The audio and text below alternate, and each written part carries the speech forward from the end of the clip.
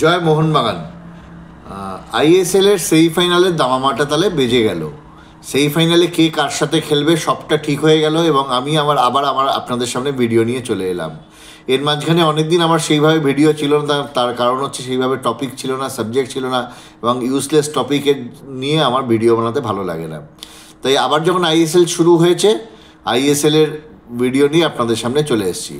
তাহলে সেমিফাইনালের জামামা যখন বেজে গেল, তাহলে কী হচ্ছে সেমিফাইনালের স্ট্রাকচার এবং কে কার সাথে খেলছে তাহলে একটু আলোচনা করে নিই।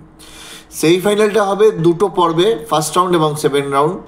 ফার্স্ট রাউন্ডে খেলবে হচ্ছে বেঙ্গালুরুর সাথে খেলা হবে হচ্ছে গোয়ার 2 তারিখে বেঙ্গালুরুর হোম গ্রাউন্ডে, এবং 3 তারিখে খেলবে আমাদের মোহনবাগান জামশেদপুরের সাথে জামশেদপুরের হোম গ্রাউন্ডে। আবার ফিরতি লিগের সেমিফাইনালে 6 তারিখে বেঙ্গালুরু খেলবে গোয়ার সাথে গোয়ার হোম গ্রাউন্ডে এবং মোহনবাগান খেলবে জামশেদপুরের সাথে আমাদের যুবভারতী ক্রীড়াঙ্গনে। তো এইটা হচ্ছে স্ট্রাকচার এবং এখান থেকে যারা জিতবে গোল ডিফারেন্সে বেশি করে জিতবে তারা গিয়ে 12 তারিখ খেলবে আইএসএল ফাইনাল। যদি মোহনবাগান ফাইনালে ওঠে তাহলে যুবভারতীর ফাইনাল হবে, আর যদি মোহনবাগান ফাইনালে না ওঠে তাহলে তারা জানাবে কোথায় গিয়ে ফাইনালটা হবে। এটা হচ্ছে মূলত স্ট্রাকচার। এইবার আসছি আমি দুটো কোয়ার্টার ফাইনাল খেলা, যেটা একটা হলো বেঙ্গালুরু মুম্বাই আর একটা হলো জামশেদপুর নর্থ ইস্ট। এই দুটো ম্যাচের খুব সংক্ষিপ্তভাবে একটু বিবরণ দিয়ে দেব। তার কারণ হচ্ছে যে এই যে দুটো টিম উঠে এসছে বেঙ্গালুরু এবং নর্থ ইস্ট, তারা বেঙ্গালুরু এবং জামশেদপুর তাদের কীরকম পারফরমেন্স ছিল সেটা আমাদের জেনে নেওয়ার দরকার আছে।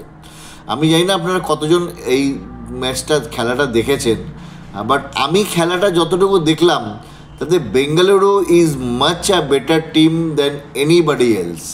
তার কারণ হচ্ছে বেঙ্গালুরুর এত গোছানো ফুটবল, এত কম্পোজিট ফুটবল মুম্বাইয়ের মতো টিমকে দাঁড়াতে দিল না এবং মুম্বাইকে 5 গোল মারল।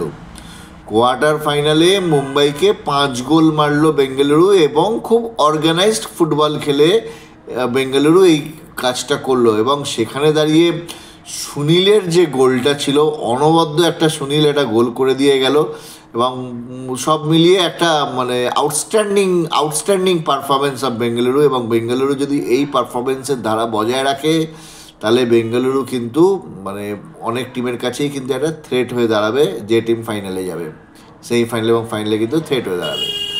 সেকেন্ড ম্যাচে আসছি হচ্ছে জামশেদপুর বনাম নর্থ ইস্ট। সারাটা ম্যাচে জামশেদপুরকে নাস্তানাবুদ করে ছাড়লো নর্থ ইস্ট। আক্রমণের পর আক্রমণ সবটা করে জামশেদপুর খালি সারাটা 90টা মিনিট খালি ডিফেন্স করে গেল।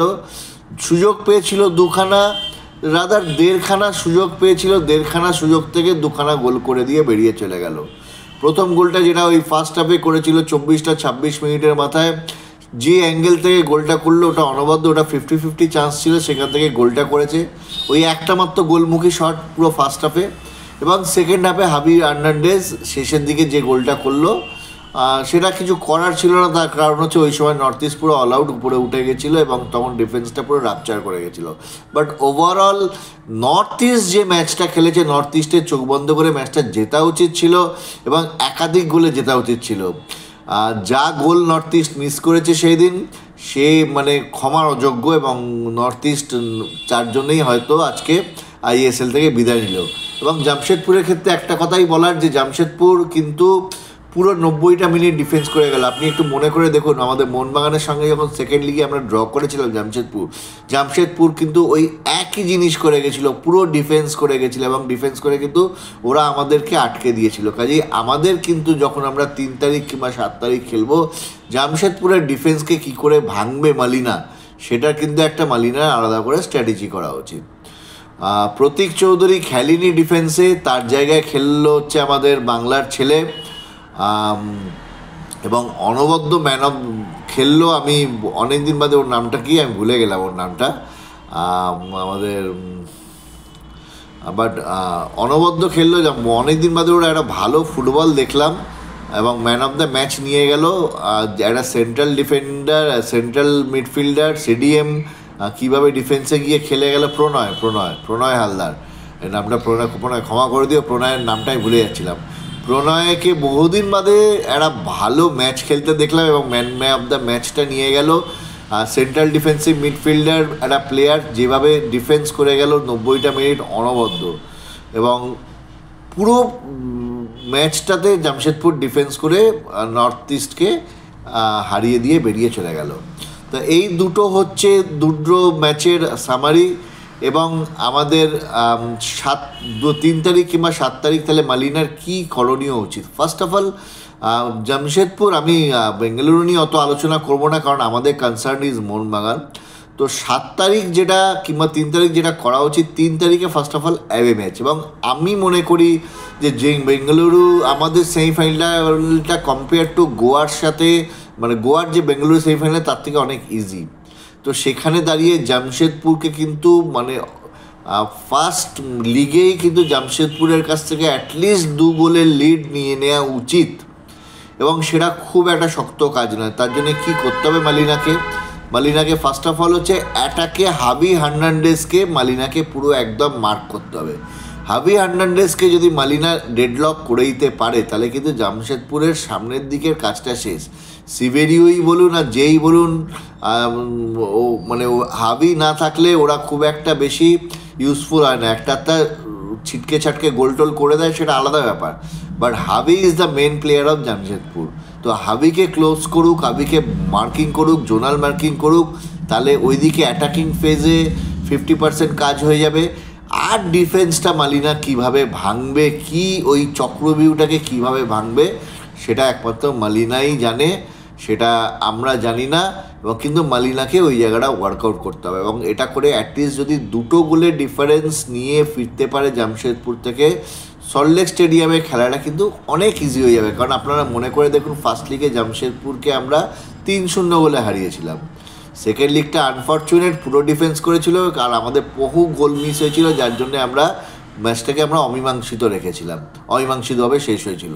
যাই এই হচ্ছে টোটাল স্ট্রাকচার। এবং আমাদের মালিনাকে 7 তারিখ যদি খুব কুল খেলতে হয় হোম ম্যাচে, তাহলে কিন্তু 3 তারিখে কিন্তু অ্যাটলিস্ট 2 গোলের ডিফারেন্সে জয়টা নিয়ে আসতে হবে, এবং সেখানে দাঁড়িয়ে ওদের ডিফেন্স কী করে ভাঙবে সেটার একটা স্ট্র্যাটেজি, এবং হাবি হার্নান্ডেজকে একটা জোনাল মার্কিং করে দেওয়াটা ভীষণভাবে দরকার। এইটাই হচ্ছে মূলত আমাদের আইএসএল নিয়ে কথা বলার। আরেকটা কথা, খুব খারাপ লাগে দেখতে যখন আইএসএলের খেলা দেখি, পাশাপাশি প্যারালালি আইপিএল চলছে। এই সেমিফাইনালই দেখছিলাম, সেমিফাইনালে হটস্টারে দেখছিলাম খেলা, হটস্টারে দেখছি আইএসএল দেখছে 2 লাখ, 2.5 লাখ, 3 লাখ, আর আইপিএল দেখছে 2 কোটি, 2.5 কোটি, 3 কোটি।